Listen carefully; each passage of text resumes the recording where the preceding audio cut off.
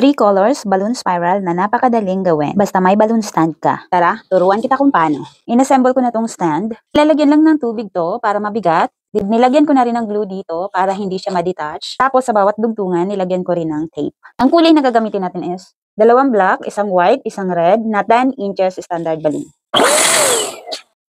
8.5 diameter yung size ng balloons. Ganito naman yung madaling pagbubuhol. Left over right, and then ikot lang yung right. Paikutin lang sa dalawang daliri, and then shoot dito, and like that. Pagsasamahin lang tong dalawang balloon, ganito dapat yung magiging color niya. Ganyan lang yan.